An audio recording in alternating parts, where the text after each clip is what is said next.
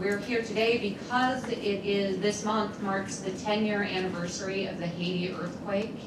And for those of us in the development community, it became an emergency response that was quite incredible for many reasons. But one was that there's been a lot of criticism that the response was probably creating more chaos and causing more problems than solutions. There was a lot of good that came out of it, but it is something that a lot of people in the development community look back and say, how can we do that better? So we wanted to, at Global Washington, talk about this issue, talk about what we've learned over the past 10 years and what new programs are in place now for emergency response. One of the key components of Global Washington also is to inspire collaboration. And so we're very excited to talk about the GERC, the Global Emergency Response Coalition. We do have Gwen Yun, who unfortunately is not here in person. She's in Washington, D.C. Her son developed mono this week, so she had to cancel at the last minute. So I'm very happy she can be here on the video screen. And I'll introduce our speakers for a second, but that's why Gwen is not here in person. The speakers, the bios of each of your speakers are on your program in front of you, so I will just be brief. I'll introduce Gwen first. So Gwen is, her title is the Managing Director of the Global Emergency Response Coalition, or GERC, and she has over 25 years in global development issues, both working for NGOs such as IRC, Doctors Without Borders. She's also worked at the Gates Foundation and the Woodrow Wilson Center.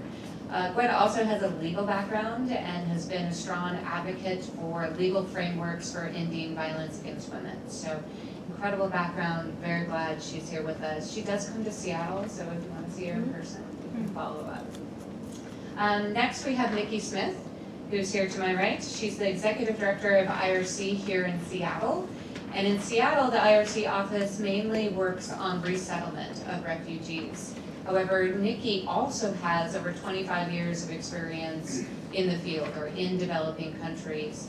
So she actually has the knowledge of looking at the root causes of why people flee and crisis situations and emergency relief, and also can sympathize and understand the journey of a refugee to the United States. So she has a wealth of knowledge, so I'm very glad that she is here with us too. She's also worked in countries in the Middle East, in Africa, and in South Asia. So and Haiti. And Haiti. So she was in Haiti. She'll talk about this more after the earthquake. So we're very excited that she's here with us today. I'm a proud member of Global Washington. Thank you. Raise your hand. So next we have Lauren Zimmerman, who's the Business Development Manager at World Vision USA and is on the team for humanitarian and emergency affairs. So she specifically oversees and supports the team that supports direct work in East Africa and the Middle East, looking at emergency response, but also long-term response to crises rather than just sudden onset of crises as well. Lauren was also part of the original group that helped form the GERC, so she can use that experience and talk about that today as well. So I wanted to welcome all of you, and we're going to start. I'm going to facilitate a few questions here, but I really want to save time for questions from the audience. I actually handpicked and invited a few of you here, knowing that you could contribute to this conversation. So I'm very much looking forward to questions from the audience. So we're going to start, and Nikki, I'll start with you. If you can, each of you, if you can talk about the role of your organization in global emergency response and perhaps how your organization is a bit unique from others. Yeah. Nikki, you want to start? Yeah, so International Rescue Committee has been around for a long time. So I think, first of all, having the breadth of experience since 1933, And when we look at that particular point in history, that really was one of the largest, time of displacement in the world of refugees and displaced people, where we find ourselves unfortunately back at that time again. So we're working in about 40 different countries. I would say one of the areas that is a distinctive aspect of International Rescue Committee is the fact that we work within the US and the fact that we work internationally. And so what we say is we work along the arc of the crisis. So we really are working with refugees or displaced people or people in communities of need, whether, let's take the life of a Syrian, whether it's in Syria, where they fled to Jordan or to Turkey, maybe they've migrated into Europe and are needing assistance, Italy or Germany, Greece, or for those very, very lucky few that actually get to be resettled in the US. And so we work along the full spectrum of services. And we are a multi-sector agency. I worked for Doctors Without Borders before, which is, as you know, is very health-focused. The International Rescue Committee will look at the full range, whether it's protection issues for women and children, health, we have extensive health programs. So yeah, that's the IRC, and I've been with them a long time, 16 years, because I actually like doing the multi-sector. I think that's important.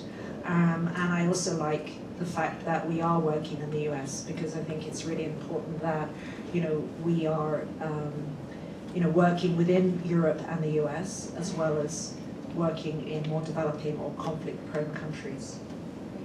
Great, thank you. Lauren, do you want to go next? Yeah. Can everybody hear me? Okay. So one thing I think that's unique about World Vision is our size and our reach. We're working in about 100 different countries, and we have more than 40,000 staff around the world, most of which are local staff. So we really do have a sizable capacity to be able to respond to both sudden onset disasters and slower onset or protracted emergencies. So last year in 2019, we responded to 76 different emergencies, and through that programming, we implemented about $900 million into those responses, and that went to serve about 20 million people. Another thing that I think is unique about World Vision is we have this sizable emergency response portfolio, but we also have an even larger development portfolio. And there's a lot of ways that those things can kind of come into play toward emergency response. So the goal of our development work being working in communities for 10 to 15 years on average to really build a plan with them together to tackle some issues that they have identified and improve the well-being of children that live there. So if there is a response or an emergency in these communities, we've typically been there long before the emergency happened, and we're there long after it ends to help communities recover. So a few recent examples from the fall, the earthquake in Albania and flooding that happened in a few East African countries, including Burundi and Uganda. There were communities there that we were already in, and we were able to quickly respond with funding we had going into those areas and help respond to those emergencies. Another way that I see our emergency portfolio kind of meeting our development portfolio in a cool way is our disaster risk reduction work. The goal of that being working with communities, especially those that are prone to disasters, and helping them plan for how will they respond if something happens, and what can we do now to mitigate any negative effects of that response. So we might work with them to develop communication protocols so that there's an early warning system, or that people in rural areas of their community know what's going on and can be informed. Or pre-identifying safe spaces in that community that people can go to if an emergency happens and get more information. Or developing evacuation plans that account for people living with disabilities so that they're not left behind if a community needs to evacuate. And then finally, as a faith-based organization, we're working with 500,000 faith leaders in 50 countries around the world. And in many communities, faith leaders are the most trusted people in those communities. And so working with them gives us a unique opportunity to be able to share important messages about emergencies. So an example of how we're doing this right now is with the Ebola crisis, both in 2014 and 2015 in West Africa, and today in DRC. We're using a World Vision program model called Channels of Hope for Ebola, where we're working with both Christian and Muslim faith leaders to train them about how Ebola is transmitted. And then these faith leaders are able to then share that with people in their communities, in their places of worship. Great, thanks. And you'll hear throughout this afternoon, I believe, we really aren't talking about just emergency response, right? We know that we have to talk about long-term development. We have to talk about resiliency. So these organizations are focused on that as well. So thank you very much. Gwen, can you tell us about this great acronym, GERC? First of all, we probably have to stay away from the acronym. But, so the Global Emergency Response Coalition is the first, life-saving humanitarian alliance in the United States, and we're made up of 8 of the leading international aid organizations, 2 of whom are on stage. So we're made up of CARE, the International Medical Corps, IRC, Mercy Corps, Plan, Oxfam, Save the Children, World Vision. So what we're trying to do is we're trying to raise both awareness and funds from within the United States to strengthen our collective capacity, so the capacity of all 8 of us and our partners to deliver aid quickly and efficiently in times of humanitarian crisis. So we do this in both rapid onset as well as protracted or longer term political conflicts. And we think that this collectivity of us is stronger because we've got the programmatic strengths, the sectoral strengths across emergency food delivery and medical care, child protection support, water sanitation, all of these areas that I'm sure we'll be talking further with today. But our idea is to mobilize and work together to increase the collective capacity, not only of the 8 of us, but of the media, of donors, and of our partners, so that we can deliver aid more quickly and efficiently.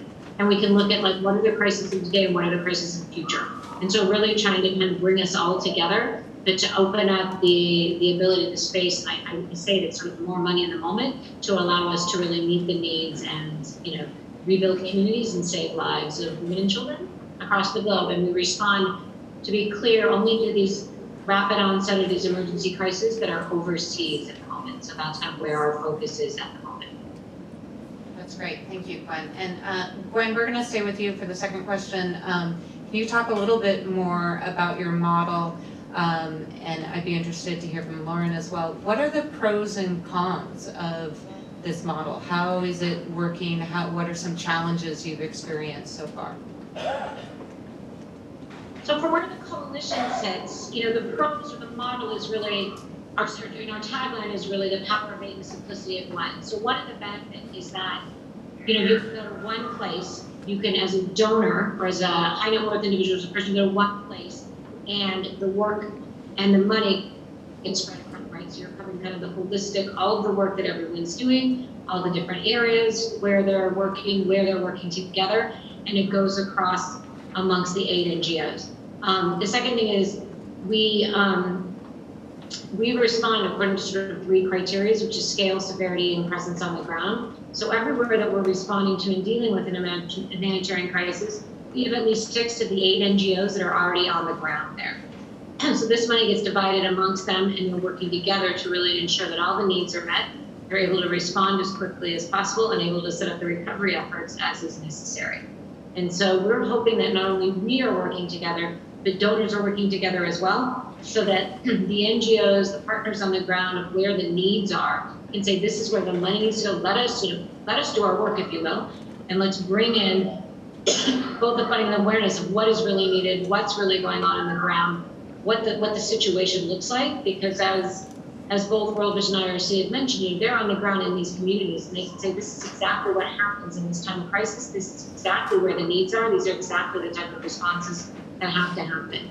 And so that the collective part, the responding together, the looking at the entire situation, where the needs are and what needs to be done, and bringing both the money and the awareness sort of into a central space will really, I think, help them through, but also help, within the United States really understand what's happening in these emergencies, what's happening in these crises, and people don't feel as powerless. This is where I can give. I know it can go to these 8. I know that they're there, and I know what is going to happen with the money and what types of programming will be run. It's hard for me to say cons because I'm here to tell you how great this is, and would love to talk, potentially about the cons and then the questions, and I'm happy to answer that. We did, to be clear, the coalition activated around hunger and famine in Africa in 10 countries in July of 2017. We have not responded or activated since then. We're looking for an activation in this spring period, we've learned some things from 2017, but we really were able to raise money to deal with nutrition and famine at a conflict covering 10 countries that people weren't really paying attention to. A crisis, not a conflict, excuse my language. That's great, thank you, Gwen. And Lauren, I'll follow up with 2 questions for you. Would love your impression of the GERC. I think the global development community, NGOs in particular, are often criticized for not partnering and duplicating efforts, and are often seen as competitors for funding. So I'd love your perspective as an NGO on your work with this global coalition, and also if you can talk about World Vision as a large NGO in this space, how do you partner with other organizations even outside of this global emergency response coalition? Yeah, so in addition to all the great things Gwen just said, I think one thing that's a big advantage is showing that, maybe creating more trust and showing that we as big organizations trust each other enough to be working together, and kind of signaling that to the American people of, yeah, we all respect what each other are doing and we think we can do more together than we can alone. So I think that's, although the explicit purpose of the coalition isn't to actually bring our programming together, I do think it'll facilitate natural conversations between the 8 of us about what can we do better together on the ground. But even just in terms of fundraising and raising awareness, one thing we talk about a lot at World Vision is these silent disasters, or these disasters that don't get much media attention but affect millions of people and are really significant but just don't make the American news cycle. And so maybe something that an individual one of us couldn't really move the needle on, maybe the 8 of us together through the coalition could actually start raising awareness for some of these responses and letting the American people know this is what's going on and you're not hearing about it and it's really significant. So I think those are 2 big pros. The only con I can think of, and it's not even really a con, it's just that people don't know us yet and it could be kind of confusing. And so I think as we start activating as the coalition and building trust among the American people and just brand recognition, I think it's going to be a huge success. And it's kind of crazy that we haven't had one in the US until now, because there's been active ones in other peer countries like the UK and Canada for years. So I'm excited to see what's going to happen with it.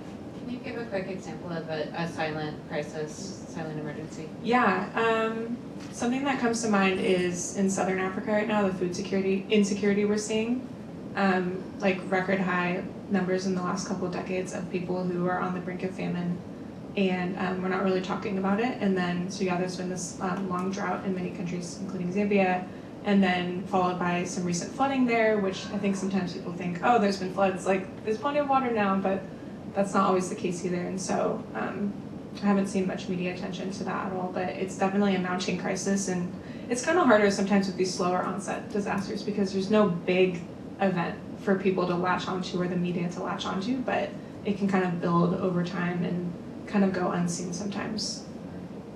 Thank you. Nikki, I want to talk a little bit more about just the global emergency response. And with your experience, as we mentioned before, in countries, in a number of countries, and being in Haiti after the earthquake, can you just give your insight and your impression on what has changed over the past 10 years in particular, just in the global emergency response space? Yeah, and thank you for that. So, I started doing emergency responses back in '95. I was in Rwanda after the genocide, and, it's changed remarkably since then. And, I think large parts of it are to do with technology, which is sort of simplified and refined responses. I also think it's essentially more systems and whatnot in place, and I can unpack that a little bit. So International Rescue Committee, like World Vision, has a dedicated emergency team, and having the funding to be able to have that dedicated emergency team really is a tremendous asset. And I think that many of the larger organizations have that, and they have that for a reason.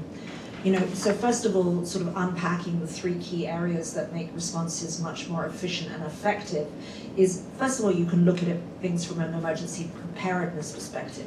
Because, the reality is that even whether it's a natural disaster or a climate or a conflict aspect, is that there are known things happening in the world. You know, we know that certain countries will remain in crisis for protracted periods of time. So we don't really have that excuse of saying that we weren't prepared or we weren't ready. And so, you know, essentially you can have more planning tools in place, and that means things like having tailored emergency preparedness plans in those identified most vulnerable countries. You can have countries, if you have a presence in those countries, you've got staff, an emergency team identified within that country program. You've got partnerships identified, particularly with national partners, which are really critical because the majority of the response is done by national staff or national partners. You know, IRC has 97% of our staff are actually national staff in these environments, which is completely appropriate. And we work through a partnership response. You're also working with the government and getting those governments also ready for a response. So, you know, there is no excuse. We're much better off when we have these discussions ahead of time, because when the crisis then hits, you can then focus just simply on activating that plan, maybe refining it slightly. Having an emergency response team is fundamental to having a rapid response. And as I said, that can be in-country, it can be an internal roster, but it can also be external roster. But the reality is that there are more and more emergency crises, and so trying to manage the breadth of response. We're in DR Congo, we've had a presence there for more than 20 years, and we are responding to the Ebola. But I can tell you, when we had the Ebola crisis in West Africa a number of years ago, at that point we were really struggling because you're doing a multifaceted response in Liberia, Sierra Leone, Guinea, you know, as well as at that particular point it was emergency response in Sudan and Syria and all these other places as well. And so you're really needing assets and personnel who are pre-identified and trained and vetted and professional, because that's the most important thing. And I think that's also something that differentiates us a little bit from the Haiti crisis, where so many people went in, and yet there were a variety of degrees of professionalism versus I just want to help. And the latter, unfortunately, can be really harmful in these environments. IRC was deployed in 2017, 157 times we deployed our emergency response team. Emergency systems are really important as well, and I think this is where technology is our friend, and I love to see Microsoft in the room.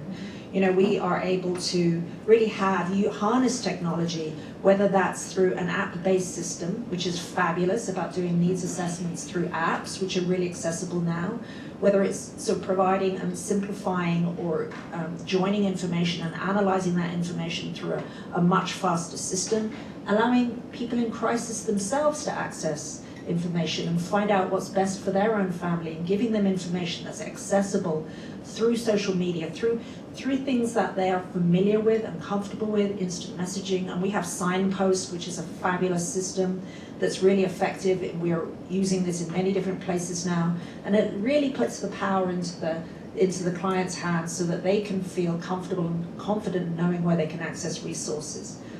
One of the other aspects that has always been an issue with having a rapid response to an emergency is funds. You know, this is death by assessment, right? So you go in there and you're doing these assessments, and then you're writing your proposals, and then you're waiting to see if you're not going to get funded. Well, that's critical time at the beginning part of a crisis, where you really need to just activate those plans and get them going on the ground. And having dedicated funds, whether that's a fund that you replenish as you get funding in, but having those pre-positioned funds to be able to respond, or those pre-positioned items ready to go as well, is really fundamental in saving lives, because we know that first 72-hour window is really critical. Having the operational support, having the research, accountability, and analytics is also really important. And then also having some of these special projects that are really great. I mean, I've been involved in doing this work for a long time, and one of the things that I knew early on is, why the hell are we moving so much stuff from point A to point B that actually people don't really want? They ends up destroying the local market. So I've been a huge proponent of cash rather than stuff, right? And so IRC has been really involved working with our livelihoods programs, working with legal, working with finance, to really ensure that, you know, distributing cash in an emergency just makes much more sense. you're invigorating that local marketplace, you can do it in an appropriate way. It's a great equalizer on the gender equity side of things. There's nothing worse than seeing a single mom trying to stagger away with 50 kilos of a grain that she doesn't really want in a bag. She can't carry it, she's vulnerable for it. So some of these special projects are fabulous, and I'm really proud to see that everybody invests in these now. The protection areas, that's another special project. I mean, we know that there are certain groups that are super vulnerable during, and there are consequences to violence, life-threatening consequences to violence, right? So being able to really dig deep into these during these moments of, through the research and looking to see, what can we do to improve rule of law, support for women and children. So IRC has something that we do throughout the year, and we've just issued a new version, and we have a monitoring and emergency classification system where we're doing the humanitarian analysis. And again, I think this is, a lot of organizations have this now, a lot more data available, and it's really important because not only is it showing those crises which are invisible and giving them a spotlight, you're also able to have a concentrated conversation with donors or others around these to say, let's shed light on the fact that Yemen is the second year the most vulnerable country on the watch list right now. The fact that Nigeria has appeared on the watch list, but not for Northeast Nigeria, for Northwest Nigeria, right? The fact that Venezuela is still on the watch list and the reasons behind that. And so you can really use these mechanisms as a way to educate donors, policymakers, and the general public so that they understand why it's important to put funding from the GERC into these areas. And then lastly, I would say, we're looking at improving tools and part of the reason why I have that is for accountability purposes, right? So that we can be more accountable. And I think this is something that Haiti has really proven, that there was a dramatic lack of accountability in Haiti from many different actors for many different reasons. And the fact of the matter is that barely any money went through the Haitian government, barely any money went to Haitian NGOs, and the fact that we still have a remarkable number of people, I think it's 30,000 people are still displaced following the earthquake 10 years later in Haiti. And so there is no accountability to the voices of the people involved, the heart of the crisis. And I think we've learned a lot since then. I still think we're a work in progress, but I'm glad to see that, we're putting that more in the center now of on a rights-based approach. So those are just some of the things that I think have really changed the landscape. And as I said, technology has really, really helped. That's great. I have observed from the outside the local partnerships are incredibly important and key, and that large NGOs, as you said, that can mobilize resources, have a fund, have pre-positioned supplies even. The combination of large NGOs with key local partners seems to be a huge progress that we've made. Absolutely. And I had the privilege of being part of the Philippines response and having, you've got a country that has an incredible civil society there, amazingly resilient. But it's actually stunning, given the fact that they've been on the heart of the typhoon crisis for so long, how little experience and training they actually have for a proper response to typhoons and emergency preparedness. So being able to pre-position, stock, and train those people and develop those partnerships ahead of time is just a win-win for everybody. That's great. Thank you for that. So I want to go back to Gwen. You talk a little bit more about the coalition, and it's actually a question for all of you. We just looked back over the past 10 years. Look forward in the next 10 years. Are you optimistic about the future in terms of making more progress toward becoming more resilient and having better response, even better partnership for collective fundraising and others in your coalition? Gwen, you want to start? Yeah, absolutely. I am optimistic, and I'm optimistic for a couple of reasons. One of which we talked about a little bit was just kind of the rise of technology, what that allows us to do in terms of communications, better working with local communities, better working amongst each other, better sort of sharing of information and actual program work. I've worked in various contexts using communication technology to just help program delivery and program work. I think the second thing, though, as well, is that, and I don't know if Nikki would agree, I've been in this field a long time, but this trend now to be able to talk about lessons learned or what we did wrong and talk about failures and analyze and sort of move forward is, we're more able to do that than we were when I started in this field. And that I think it's just as helpful to find out what didn't work as what works in order to be able to kind of be able to move past. So I think some of that language and some of that changing. And then thirdly, I think that as I look at thinking sort of fundraising specifically, this is the first time that companies are really starting to talk about things like sustainability and employee engagement and mission driven in a really serious way, in a way that's not just a PR way entirely, right? In a way that they're starting to make this a core part of the business. I just heard this week that Delta is going to profit share with its employees, right? But these commitments to sustainability. So I'm optimistic. I'm not saying they're perfect, right? I'm not saying that people aren't doing some of that PR and get up and stand up on stage in sort of the UN he for she way. All of that's important from an advocacy angle. But I am optimistic because I think people are really starting to see in programs like Hilton Responds and some of these others where people are realizing the communities in which they work are impacted, their employees are impacted, and that we're all in this together. And for me, the optimistic takeaway from Haiti is, which is shocking, was, this last piece that we were talking about, these people in the communities that are impacted know how to take care of it, not entirely, but, they know a lot, and I always say in the women's space, during war, women take care of communities, they distribute food, they educate children, then a peace treaty comes along and they're marginalized completely, and no one talks about how did you keep the community together for 25 or 30 years, right? So this talk to community, this have local partners, I also think is a trend that's only going to make this better and bring us all together to be able to solve the challenges, because this climate crisis, for example, knows no borders and no boundaries. Lauren, do you want to talk about, look into your crystal ball in the future, think about what World Vision's role could be and how you are optimistic or pessimistic about the future? Yeah, I'm also optimistic, but I do want to also acknowledge I think we're at a significant time in history. I don't think our world has become more peaceful over the last 10 years. In fact, we're seeing record high numbers of displacement around the world, and not just people who have been forced to leave their home for a year or 2 years, but for decades, or some people may never be able to go home. We're also seeing climate-related disasters that used to maybe happen once a decade now happening annually and with greater severity. And at the same time, Nikki mentioned this a little bit, but we're also seeing, in many cases, fewer dollars going into funding these responses. And I think there's a lot of donor fatigue, and especially with these more protracted crises where, Syria's going on 9 years, and I think some people forget that it's still going on or don't understand the scale of the people that are still affected. And so I think that that we are at an important time in history, but I am still optimistic. I do think we're getting better at working in conflict-related environments and understanding the risks and not backing away from risky contexts, but learning and still going into serving the people there who need help. And we're getting better, I think, at protecting our staff that are working there as well.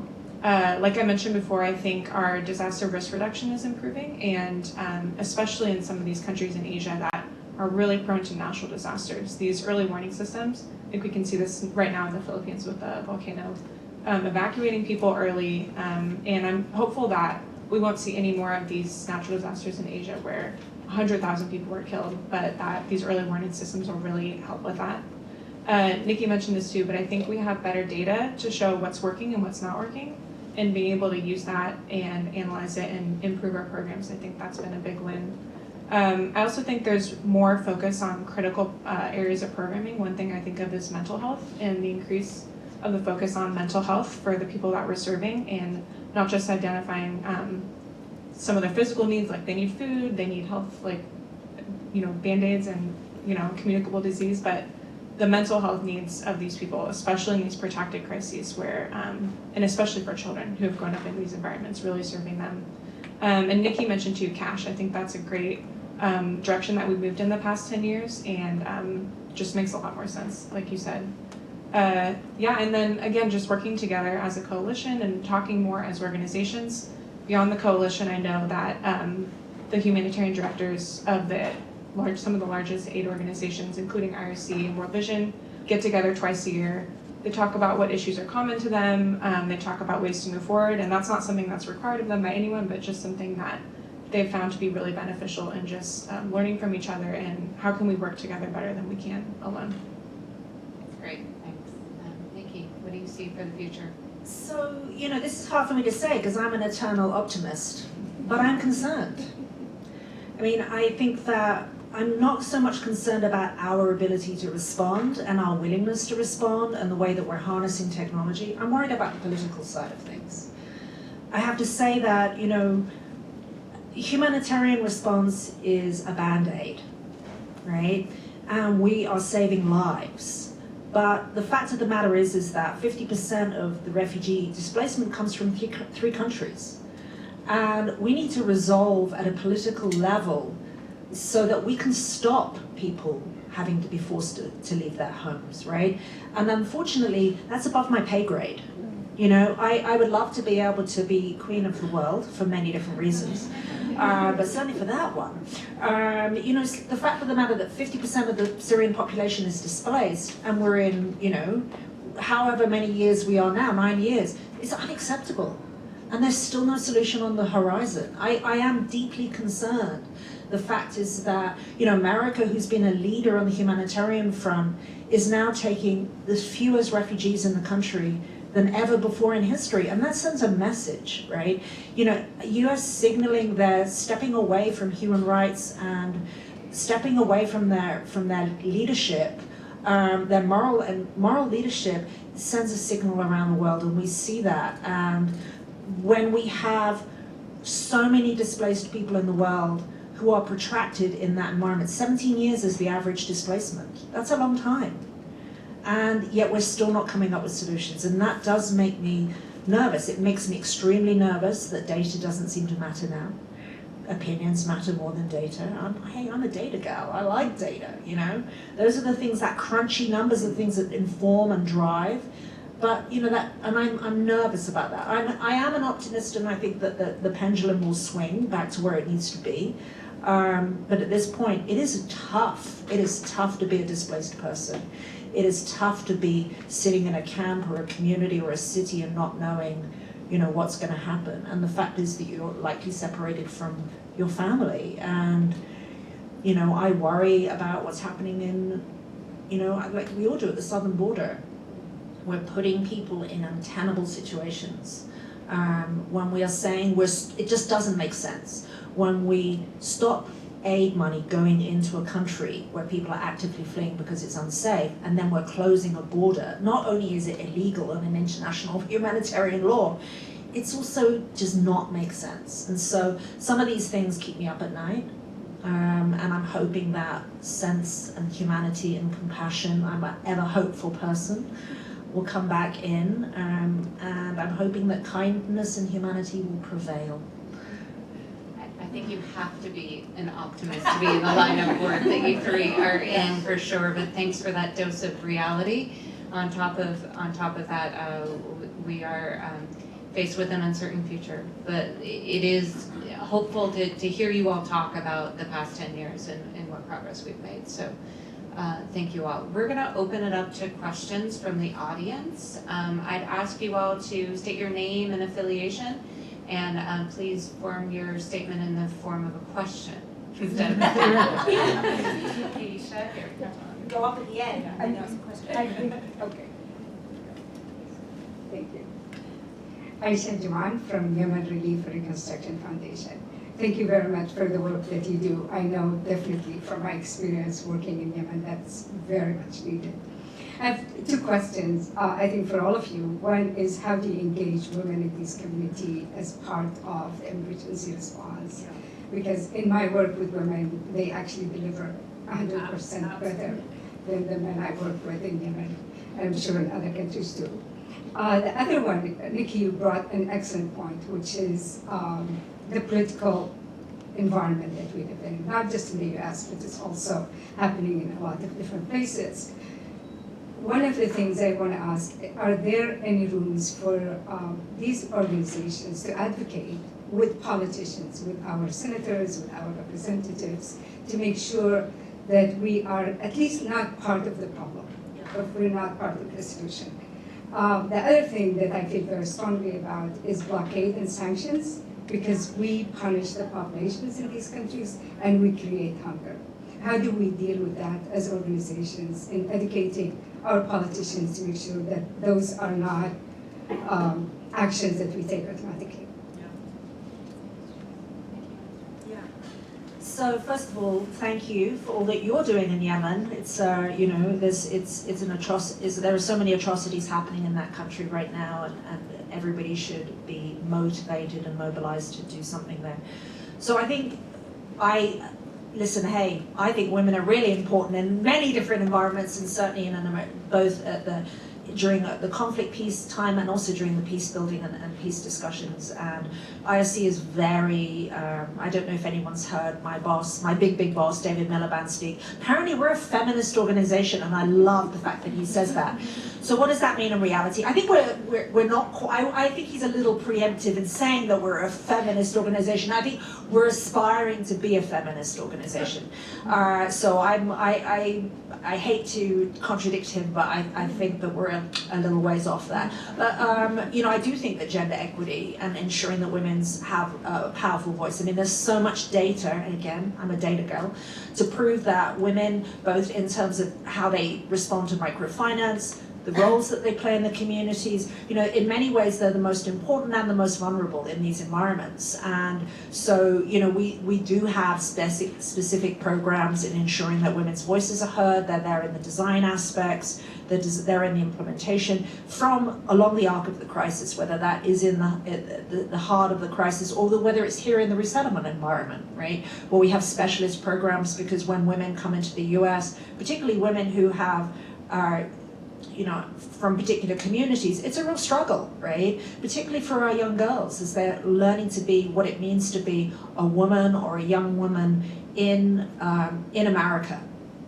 And those are all challenging environments, and so it's really important that we have an approach and a space that we can hear directly from them on the voice side of things. So I think that's incredibly important. And I think I know that World Vision does this as well. I mean, we all put an important emphasis on women. In terms of, you know, taking action, I think it's incredibly important for everybody to take action. And, you know, even if you feel like there's not much traction, I think if you have, you know, basically by doing something, you're also contributing. And I am an optimist in the fact that many voices make a very loud voice. And so if everybody contacts their representative and speaks to them about, you know, what's important for them.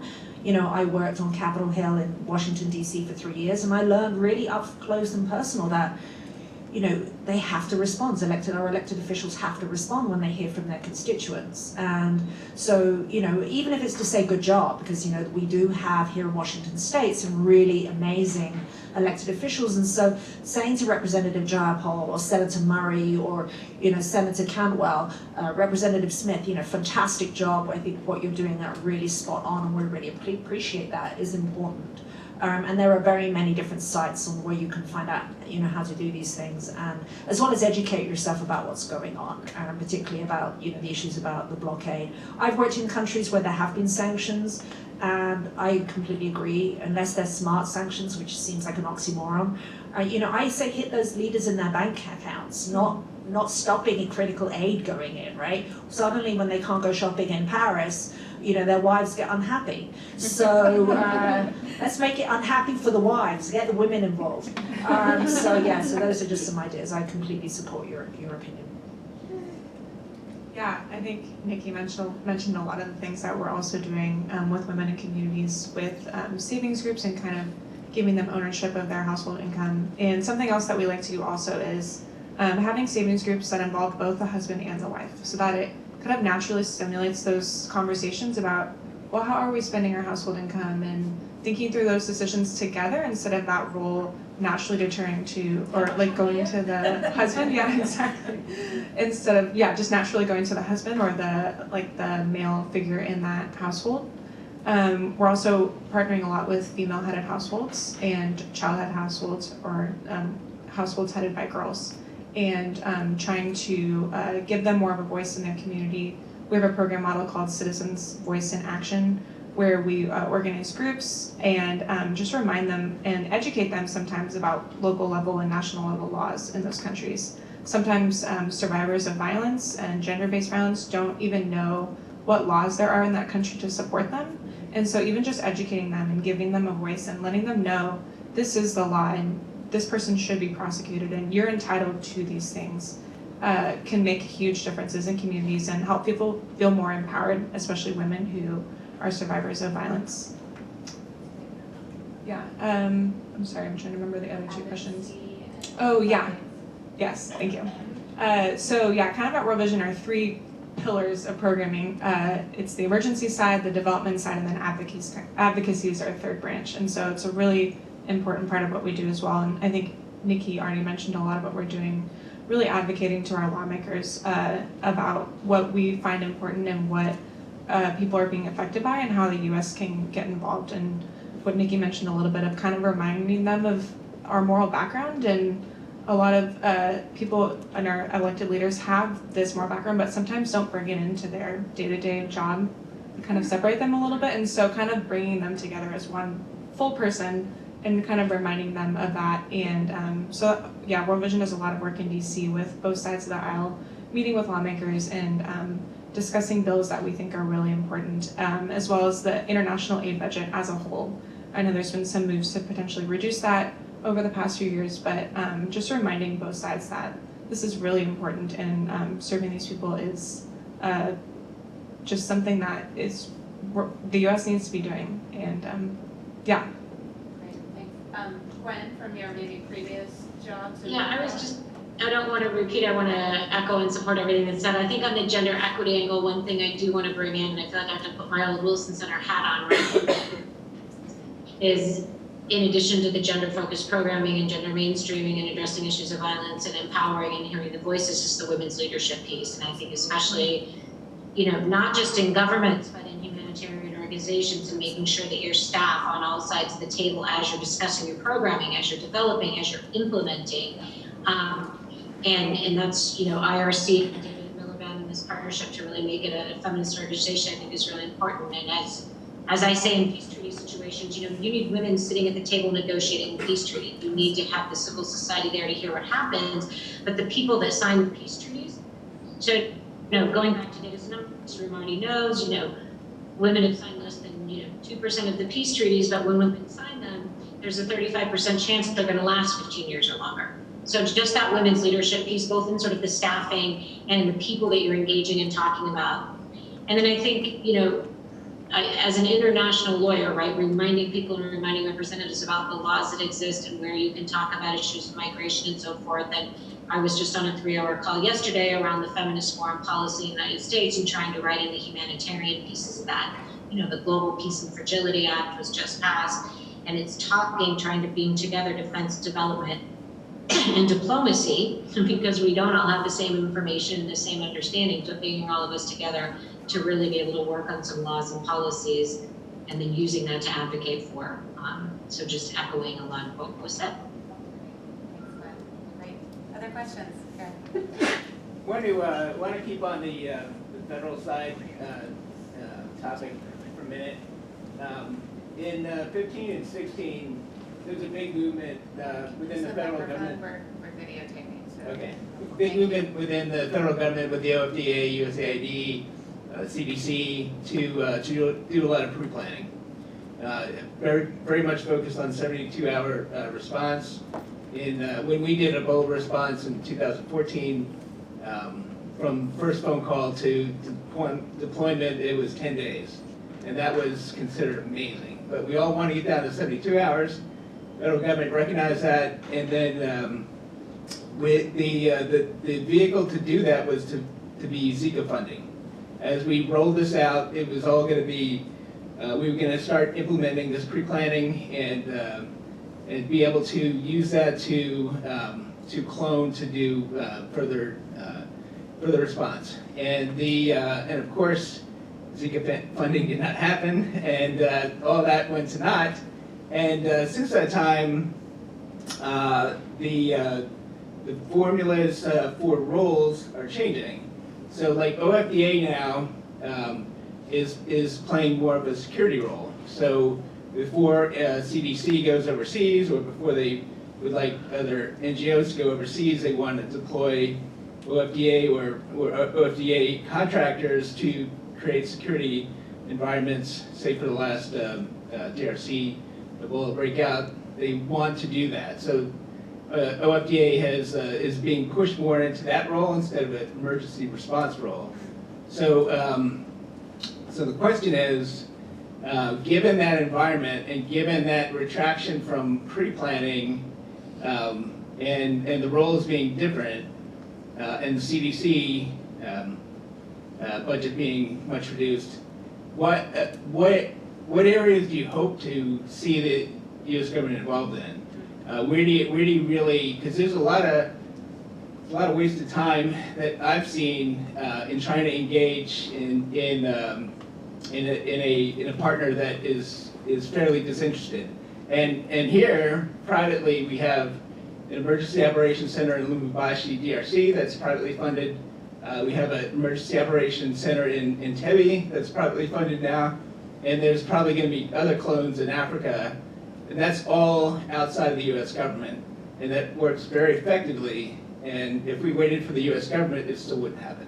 So, what areas are you looking to engage our government today for funding or for partnership?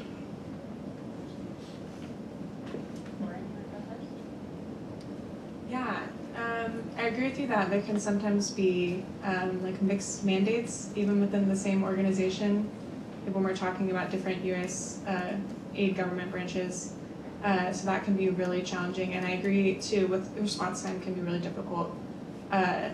You know, I know that part of their mandate is to be very responsive, but in terms of my firsthand experience with applying for U.S. government funding, sometimes if it's a sudden onset disaster, we might not get the award for months.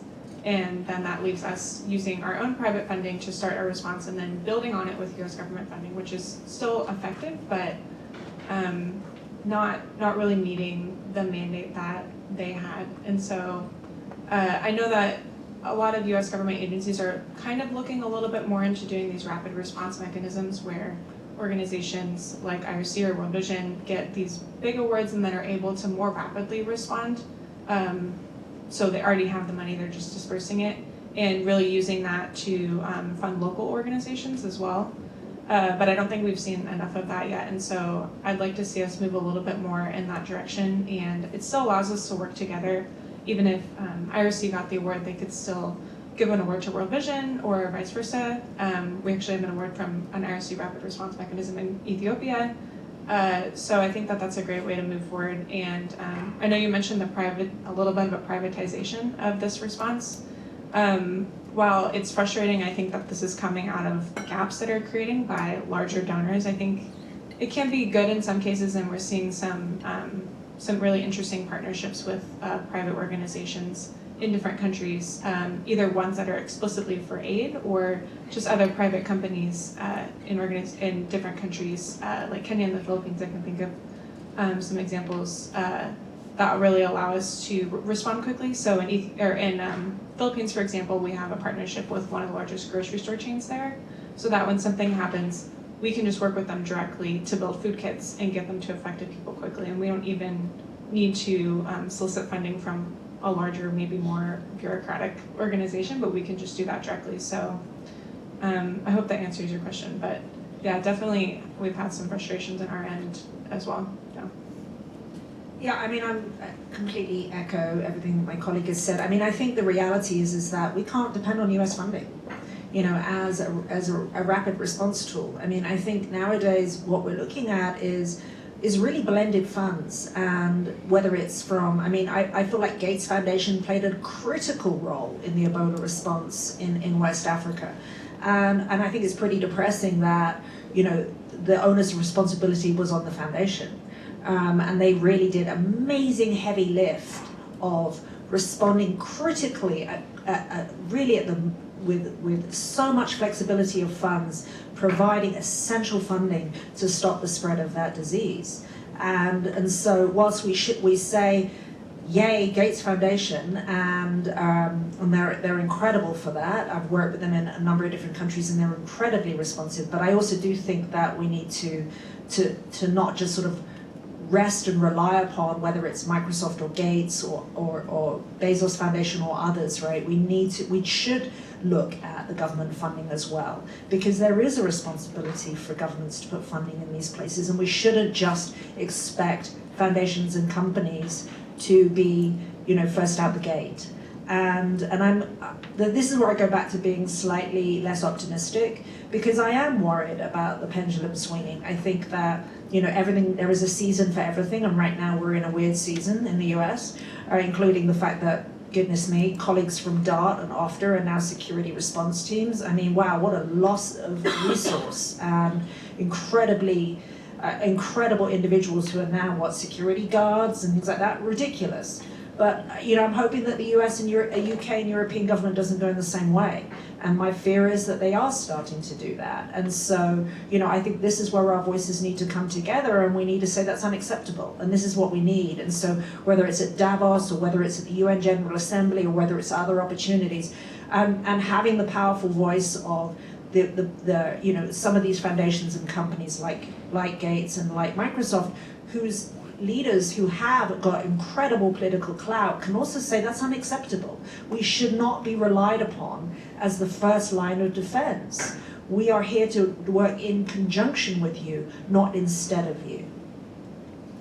Gwen, do you have anything to add? In complete agreement with that, it's a good point to tie to kind of the purpose of what this coalition is, right? So if we really sort of, and I think Lauren, if you agree with me, would take a step back, is we're trying to get as much fund mobilized as quickly as possible and pre-positioned as quickly as possible out of the press market and individuals, and not government, right? And really trying to get that so that we open up the space so there's that more money in the moment piece of it.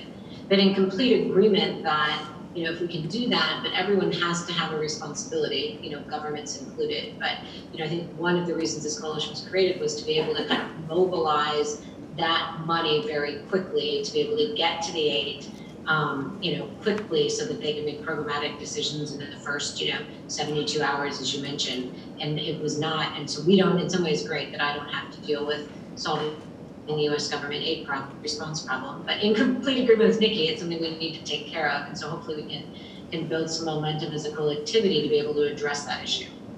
Great, that's a good question, Eric. Thank you. Emergency.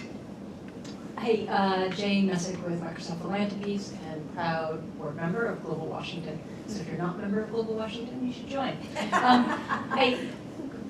I think this question I'm going to be directed to Gwen. Hi, Gwen. I don't know, but maybe others. It's about the southern border and fundraising for the southern border. This is something I know my boss and Brad and David have mind melded over. But how are you thinking about fundraising for this crisis when it's a politically charged topic in a politically charged environment?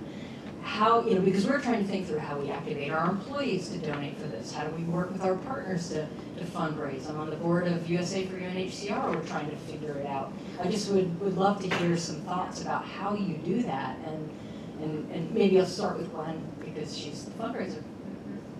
So your question is the fundraising for the southern border of the United States. Sorry, despite how close you're sitting to the computer, I didn't hear it. Yeah, It was sort of... so think about, what's the strategy or tactics we should be thinking about for fundraising in the southern border, considering that it's a politically charged topic in a politically charged environment. And Well, I think, so interestingly, as a coalition, we haven't been talking necessarily about the southern border, but we've definitely been talking about sort of the Venezuela region, right? Mm-hmm. And I think what's interesting is that, to try to, as politically charged as all of this is, it comes down to sort of refugees and migration and a couple sort of key issues that places like Syria and Yemen and others have faced, right? And I think the second thing is, the fundraising angle for me is these are companies that have been working there from across the globe that have employees that work there and that are based in those communities, and getting that employee engagement piece and getting those companies committed to giving back and being involved in the communities in which they serve, right? So from a sheer fundraising strategy, it's money that's going to come out of private sector actors that are there, diaspora people, high net worth individuals, people that have families, friends, and businesses in these communities, right? And that's going back to that optimism that But I'm hoping to finding have, it's not right? working in this scenario. I don't think that approach is working in this scenario. And so I'm struggling with that. And I don't know, Nikki's nodding, I don't know if she has anything to add, and so just looking for some. Yeah, I agree with you that it's not working. That's the approach that we're trying to take. I think there is an awareness raising piece. I think breaking through the traditional media cycle is going to be very, very hard. Breaking through other potentially social media channels and tapping into those groups that know and care, which is something that DEC does and some of these other groups, the rise of social media, right, versus the traditional media and raising the awareness, it is where that's going to happen. And that's one area that we can try. I'm not saying it's going to be successful, right? But I think also it's all in the framing of it and reminding people one thing in the Venezuela region that may give an opportunity is the fact that the numbers will surpass Syria, estimated in this year. And being able to talk about that as a refugee crisis, right? And really being able to frame that and get that information out. And I call it outside of the bubble of this room that we're sitting in, to those people that don't really understand and know what's going on and being politicized as to what's going on the southern border. It's challenging. I really don't have a great solution. I've talked to the other coalitions across the globe that thought about how we can all work together around both advocacy and fundraising around these issues and how we can gather interest. Yeah, I mean, I completely agree with you, Jane and Gwen. I mean, I think this is an incredibly complex environment right now, and it's so deeply politicized. I mean, I almost think that we need to have what I call it the Bernie Sanders approach of fundraising, right? That rather than looking at the traditional approach of one donor giving millions, it's millions of donors giving one. And we're looking at non-traditional donors. And we're looking at it really, one of the things that I find is that I do a lot of speaking engagements, and one of the first things that I'm asked about is what's happening at the southern border. I do think that there's empathy and compassion. Unfortunately, I don't think that there is a catalyst for, this is translating into a catalyst for change at institutional or funding levels. So I think we almost need to appeal to the individual, whether that's employees within a company or organization who feel like this is where they want their dollars to go, and they as individuals are responding on this, because we know that me being 4 years in Seattle, Microsoft employees, some of the most generous employees, Expedia employees, incredibly generous, and then you get the match on top of that, right?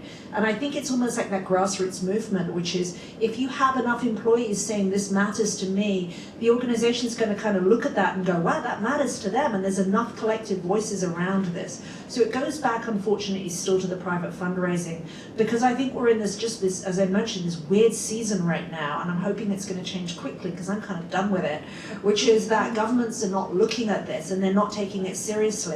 And the fact is that we do have people who are being pushed back across the border illegally into Mexico and being held in horrific conditions. And it's a public health crisis, but it's like out of sight, out of mind. And I fear that that's not being distilled enough. And so I think it's almost one of those things where we need to go out, it's like the grassroots old school, going out and talking about it to groups of people, and then those groups of people speak to other people, and then eventually you get that movement. And if you can count up millions of $1, then hopefully we can start to get some response. Can I just give 2 facts to back up that, and sorry to jump in, but from a conversation standpoint. So when the coalition did the hunger and famine in 2017, right, over 60% of our funding came from one company and the employees within that company.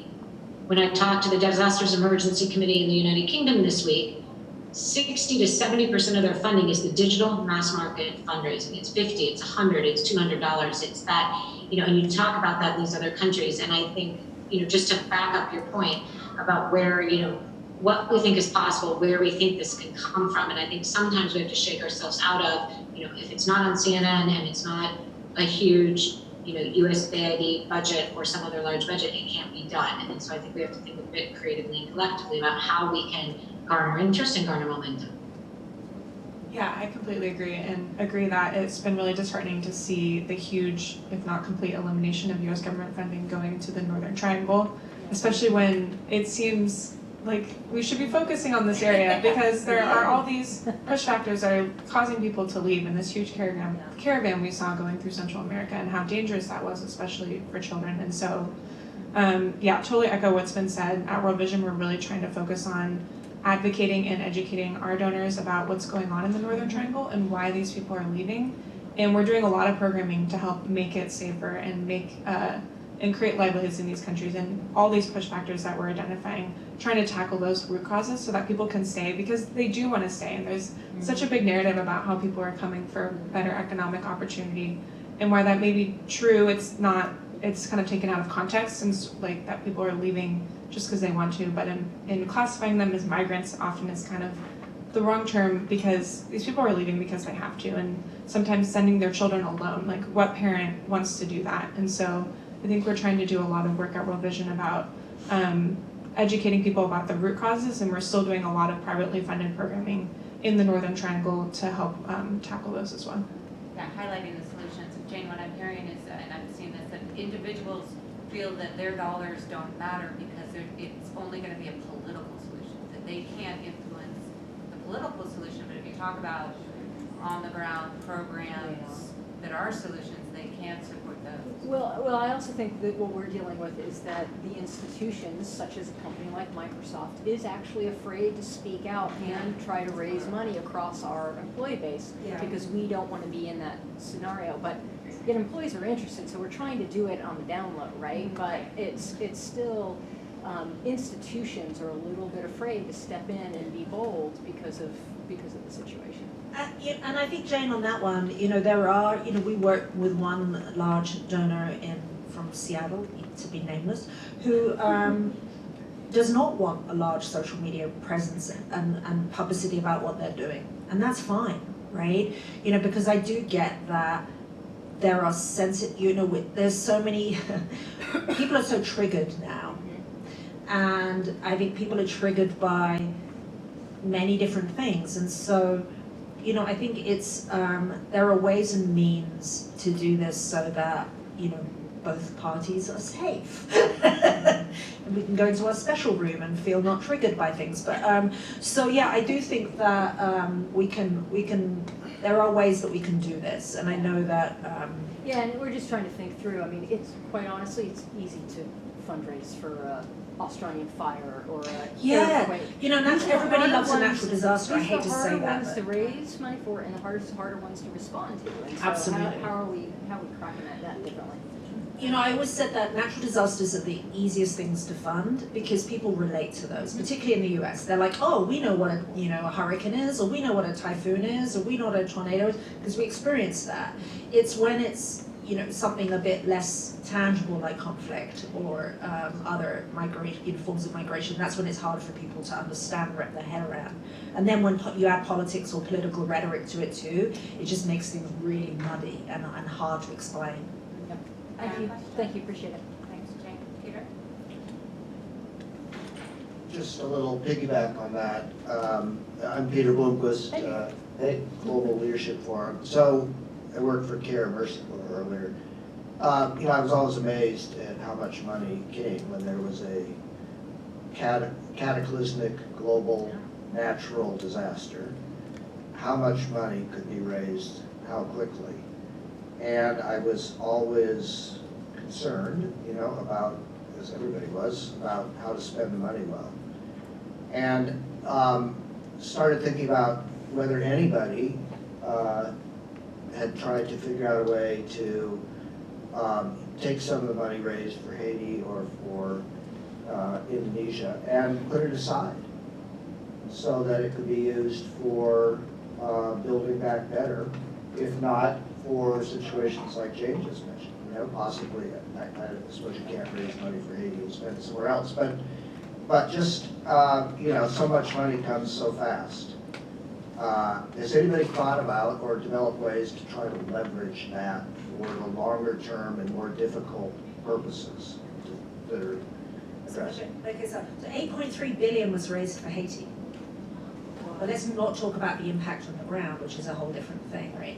So I think it's really hard. I mean, you've asked a question that we all ask ourselves when we have money coming in, and maybe, like for example, right now, the Ebola crisis in Congo is thankfully funded, but the Sahel crisis is not funded. And so there are huge needs in Burkina Faso, in northwest Nigeria. You know, these are areas that are not in the spotlight. You know, people respond to Ebola because it's like, oh my God, it could come to the US. But, you know, and climate mixed with food insecurity, mixed with insecurity, oh, well, we don't really, you know, that's less compelling for us. So how is it that we can move this earmarked money from point A to point B whilst still keeping the confidence of the individual or the organization or the government that's given it to us? And I don't think there's any easy answer to that, unless you have in the very small print, which is like, this money might not be spent in this particular crisis, which I don't really think is confidence-inducing in today's world. So yeah, I think it's a great question, and I'm afraid I don't have an answer. I think that's how you'd have to do it. Yeah, but and don't put it in the small print. Yeah, but I just think that as implementing organizations, we're really in the spotlight.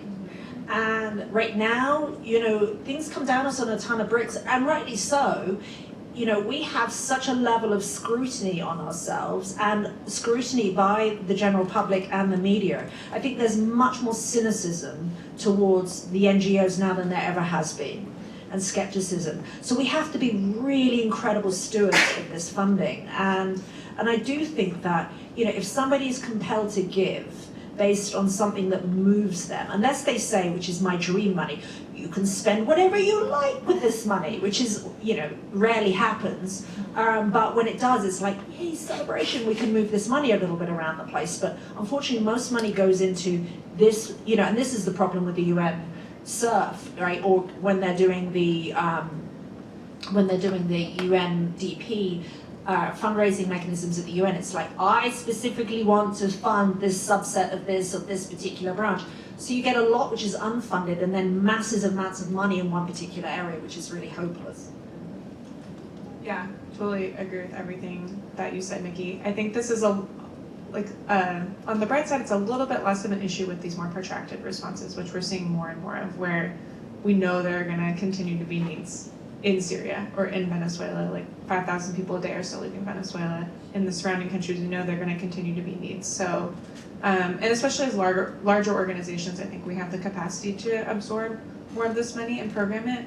But it is something that we do take extremely seriously, is this stewardship component, this donor promise, so to speak, that we're putting out there to the public. And when we say we're going to spend your money in Syria, like we are going to spend it there. Or if we're going to spend it more regionally, we tell you that and say this is going to go to Syrian refugees wherever they're living, and that could include Lebanon and Jordan and Iraq and Turkey. One thing that we're thinking about more is how do we educate our donors and make our fundraising appeals a little broader, that in a way that's still very truthful and even is more truthful and kind of captures the whole situation of, Gwen brought up when the GERC responded in 2017 in the East Africa hunger crisis, where 5 different countries, if not more, were affected by similar patterns of drought. And so we really used that and kind of in some ways talked about that whole narrative of that group of countries instead of just kind of advocating for one country each on its own. So that gave us a little more flexibility as the crisis ebbed and flowed and changed to be able to respond to the most urgent needs with the money that we had raised, rather than earmarking it so specifically that then in some ways our hands become tied if that response kind of resolves, which is great. But then with taking the donor promise really seriously, we want to make sure that we're doing what we said we're going to do. So it can be a little harder to fundraise for those things sometimes, but I think with donor education being a big part of it, having it be one cohesive narrative and talking openly about what we're planning, we've seen that be successful. Gwen, anything to add? I don't have much to add. That education, I think it's being really clear. I think the pressure on the transparency and how many dollars you spend on the ground and how many dollars you spend where you are on the NGOs is a serious one in terms of accountability and transparency. But I think going back, educating the donors and talking about exactly what it should be for, and the donors being able to come back and have that confidence and trust that money is necessary or could be repurposed or could be spent across, I think is incredibly important. That's good. Let's get in a few more questions, and if you want to direct your question to one specific person on the panel, let us know. Hey, I'm Patrick Culver. I am with the American Red Cross and MSF. So I have a question for all three of you. My experience with the disaster life cycle on the ground has been that it's very divided by organizational operations, but kind of artificial for the affected community, right? Whether we're talking about an emergency response or their long-term recovery, it's, in my experience, been better if those conversations start at the beginning, but then on an operational side, people who are really good at working emergency responses are not always better in development, and so there's and vice versa as well. So there's a bit of a paradox there that I've experienced, and I'm wondering, in the future of emergency response, what is your view of how do you mainstream the different sectors together, but then also still maintain the level of effectiveness within those specific different skill sets? So, hey Patrick, welcome back to Seattle. So, yeah, I mean, I think that's a really good question. One of the things that I had a cataclysmic moment when I was about in my mid-20s after I'd been doing humanitarian work for a while. And that was, you know what, even though it's a height of a crisis, you can still talk to the people who are on the ground, right? And have them engaged in their own future. And, you know, even if you're 2 days later in actually implementing a response or defining a response, by having conversations with communities impacted by the crisis or with non-profit, you know, local NGOs or government, makes your response so much better. And that was my blinding realization when I was with MSF. I think we're much better at that now than we were back in the day. Believe me, if you think it's bad now, you should have seen it before, which is not a good benchmark, I recognize that. But I think one of the areas that I'm glad to see that we're moving towards is, and it's being used in the lexicon much more, is trauma-informed, right? We use it in our office. We're striving to be a trauma-informed office, and I think trauma-informed is being used also more, you know, bringing it into the approach and the response at the emergency level as well, right? And so trauma-informed is all-encompassing, and, you know, it used to be called do no harm, which was Mary Anderson's response, which is making sure that you're sending experienced people who know the conflict, who speak the language, who are engaging with people, and they're actively not doing harm in that environment. And Rwanda in '94 was a watershed moment for that, because, to be frank, it was a pretty terrible response initially.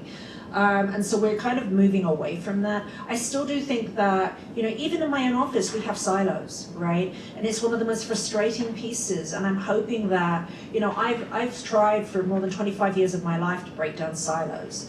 But people have their comfort zones, and people like to sit in those comfort zones.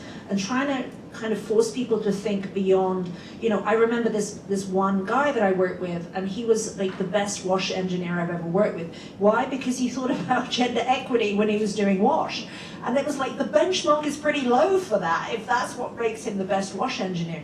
But I think we're getting better at sort of thinking beyond, like thinking longer term, even in the acute crisis, and thinking about the sustainability piece. And I think some of these areas of blurring are being blurred between these like false divide between, oh, this is an emergency crisis and now this is a development environment. It's such nonsense. It's not, this flag pops up and says, now we're here.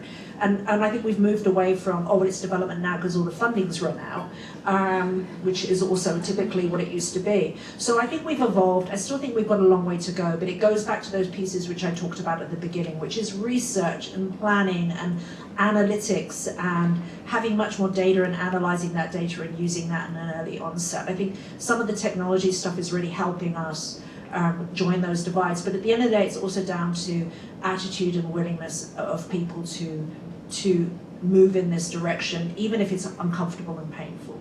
Yeah, we last year had an event at Microsoft with Cameron Burge at Microsoft. Microsoft and talking about resiliency, and they talked about how the emergency relief staff would even go to a different bar than the development staff. And they totally wouldn't relate to each other. And it's the cool kids, huh? You Yeah. don't come I out. don't know which are cool and which are but it is to your point that the recipients, people living on the ground, they don't understand they shouldn't receive that separately. It has to be talking to people who are native and for sure. Let's get in one more question before we go. Hey, my name is Rona Marquardt. I teach at Mariner High School up north, and I brought some students with me. But so I'm curious, as we talk about fundraising, as we talk about raising these issues, I'm surprised, even teaching high school here locally, how little my students know and how much fake news and fake media that they're aware of. And knowing that even though these kids don't have much money now, they will be the donors in the future. And we're getting email addresses, right? So there are a few schools that have leadership programs. Seattle does, but it hasn't ventured out. They have global leadership classes in Seattle, but mainly at CHUSEL because it's an international school. We don't have anything to be educating our young people about these global issues. And they are going to be our donors. They are going to be the ones driving this change. How have your NGOs reached out to the youth that are in high school, not even in college, right? They're forming how they're gonna spend their money right now. They're forming their budget. They're forming their desires and hopes and dreams that, like, you know, I'm gonna get that $500 a month car. And you're like, wow, let's talk, right? Like, how are you going after the youth? Sure.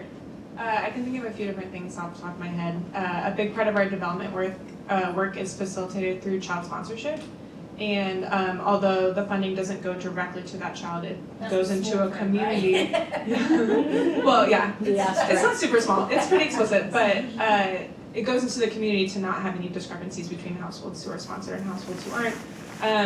The relationship with the child is still one-on-one, and so pairing up children with children and writing letters back and forth, and not just thinking about people who live in a different country, a different continent as just a mass, but like seeing that individual one-on-one and growing up with them in some cases for a parent who gets a child sponsorship for their child at a young age. I think that's a great way to engage young people. We also do a 30-hour famine where we do events where mainly targeted toward children and youth where they fast for 30 hours and spend that time doing community projects and learning about global crises and having that relatively small period of time where you're not consuming any food and then learning about people who are lucky to get one meal a day and children who are displaced and who don't have any access to food. I think that's another great way to engage children that we're doing. And then finally, the last thing I can think about is for children who are really active and like to be physically active and run, we have what we call Team World Vision. And we do that for a bunch of races from 5Ks to marathons, where each race has a cause and you can join Team World Vision and you fundraise for that cause and you learn about it and you talk to people about it.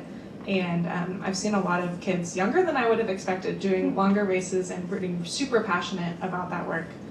So I think it's a great way to engage them also. So thank you for your question and welcome. Thank you for being here and educating yourself. So I think there is a huge amount of information out there, right? And some of it's real and some of it's not real. The problem that we face is that we have a really finite amount of resources. And we beg, borrow, and steal and every piece of funding that we get. And the reality is that my budget is really tiny when it comes to doing advocacy or community outreach. And we do it, we're really dedicated to it, but I have like half a person who does that. Because where we put our funds is direct service delivery to the people that we're working with, right? So I think for us, one of the struggles is that balance between how do we be proactive whilst we really only have the funds to be reactive. So yes, similar to Vision, we have a number of different things where, I'll go and speak at a school, or I'll go and speak in an event, and this is one of the great things about being a partner of Global Washington as well, because, you're taking advantage of a coalition, right, where you can come to places like this and we can speak, and so I'm able to use myself and I on this one rather than other people in my team who, would if they're with you, that means that they're not somewhere else. So the other area that we have is, a website and social media, and so we, I always say, and I say this to my mom a lot because she reads some pretty dubious newspapers, despite my education, the Daily Mail, the bane of my existence. But I'm like, Snopes that, right? And really verify. That's one of the things that I'm always saying is like really make sure that what you're spreading or you're talking about, educating yourself is really important. And I think that there is enough credible sites out there, and I think one of the first things to do is sort of educate about the difference between real and fake, or misleading. And if it has Breitbart in it, it's probably not a great article. But there are some really good things out there. Going to the UNHCR page, or the UN is producing huge amounts of information. They have a huge budget for information, as well as the the top NGOs, IRC and World Vision, etc. So, but we will respond and send somebody to your school and to talk. If there is an area of interest, and there's some great resources that we can recommend. There's some amazing films out there now. We were part of Brave Girl Rising. I know she was there. I remember I was so impressed that you were there with all your students. And so just providing tools to teachers such as yourself who want to help the kids navigate this crazy world that we're in right now. So it's kind of a long answer, but I don't know. This is the struggle that we all face, as when we're operational NGOs, we have very few resources. And I wish I had, it's one of those catch-22s. I wish we had more budget to be able to do this, but in fact we're getting less budget to do this now. And this is part of the challenge of, the fact that it's a squeeze on us all now in the operating space. So thank you for your interest. Thank you very much for your commitment. And hopefully you will also spread the word, the Bernie Sanders approach, right? Gwen, do you have anything last to add? No, I think it's great, but I think more events like these and more participation in events to get to know who are credible sources, but also happy that there are people here who, aren't over 25 and are coming to engage and to learn as well. Living in Washington, D.C., when I was at a think tank, I was spending a lot of time at least at the high school age and at an elementary school age, but again, getting out and being able to do that and having the teachers that are interested and the people is incredibly important.